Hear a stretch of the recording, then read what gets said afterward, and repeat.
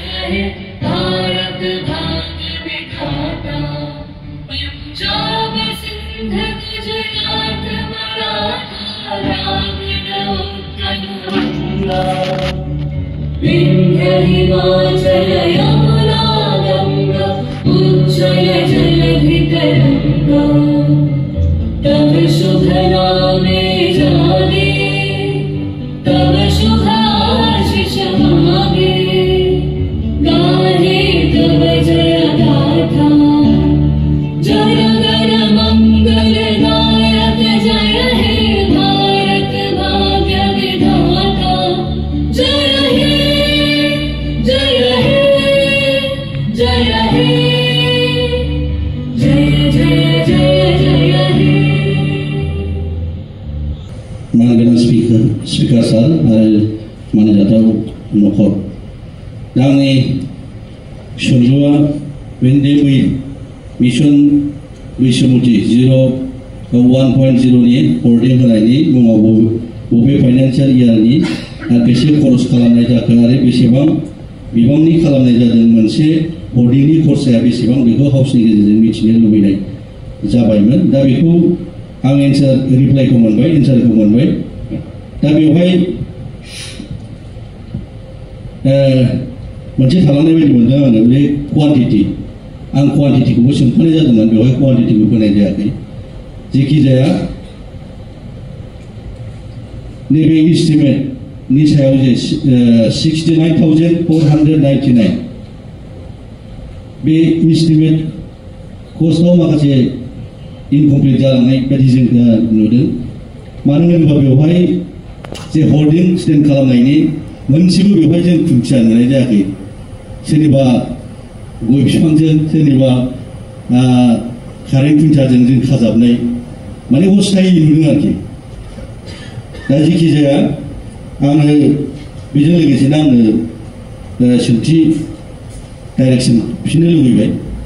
Supplementary supplementary हिसाबै खेबसेनो सोंनो लुबैबाय बैसोमुथि 1.0 नि गेजेरजों जोंनि बे बिटिसिनि रायजो राजाया बेसेबां लाभान्वित जादों बेखौ आङो मानगोनां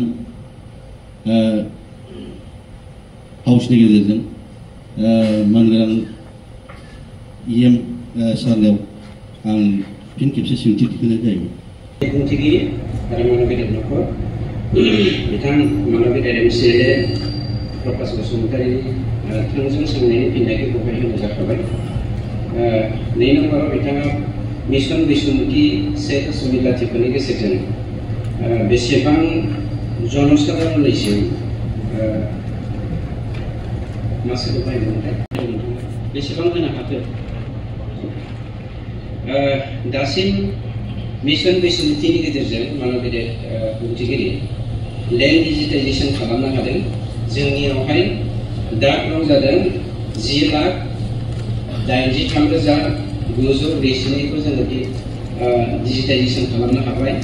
पाट्टानाव खालामनो हादों 3,60,913 सिटा नाम्बार 31 कलम्स आरो जमाबन्दिया जादों 10 कलम्स डाटा एन्ट्रिस दिनैसिम खालामनो हादों जोङो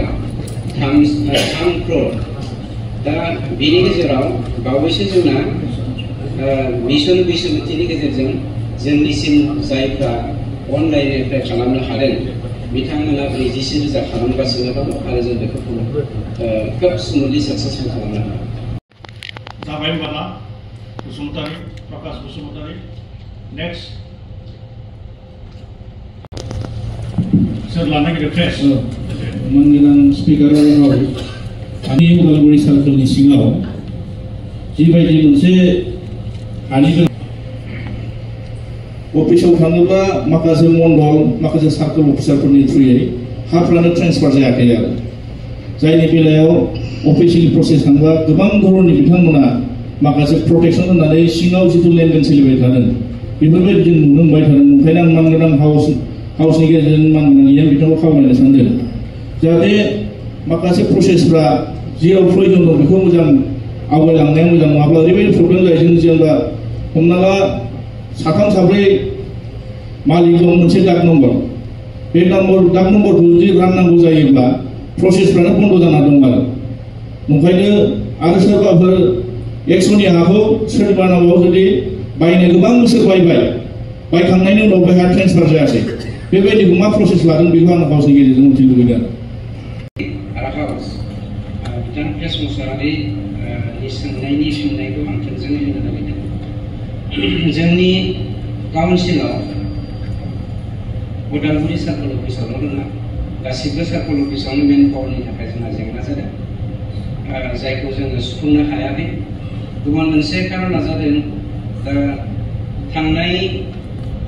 2023 मायथाइयाव सिटा नामजारिखौ जों उइथड्र खालामनाय लोगो लोगोनो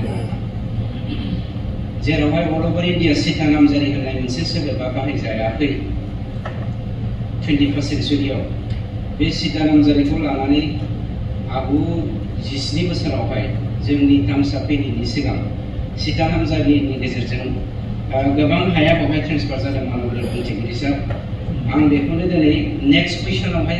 5 नाम्बार कुइसननि सोंनायनि फिननायाव आं होनो नागिरदोंमोन दा जुदि नोंथाङा जुदि आंनो पारमिसन होयोब्ला 5 नाम्बाराव थांसै बे 1 नाम्बार सोलिबाय दा जायखिजाया बे 1 नाम्बारनि सोंनायनि फिननाया बेनो सार जे जोंनियाव दिनैसिम मेन पावारा बहुद खम जायनि जाहोनाव जों डाटा एन्ट्रि मा खालामनायाव खोब गोख्रैबो जादों किन्तु जोंनिफ्राय खुनु खेथ्रआव कमप्रमाइज खालामनाय जायाखै हायावहाय जों हानि खामानिखौ खुब सुंदुयै मावनो नाजागासिनो दङ जुदि गभर्नमेन्ट बा सामा बे बेलायाव जों हेल्प खालामोबा मेन पावारखौ जों बारायनो हागोन ब्रह्म बिथां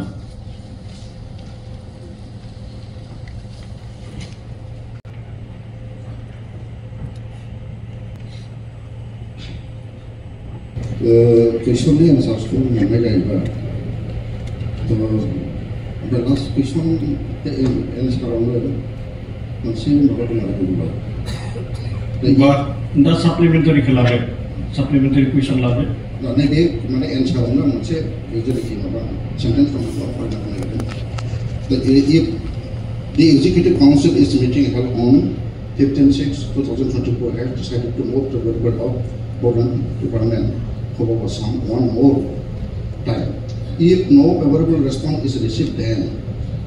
BTC shall take necessary action to fill up the necessary post on its own. Jadi kalau kita kalau apa,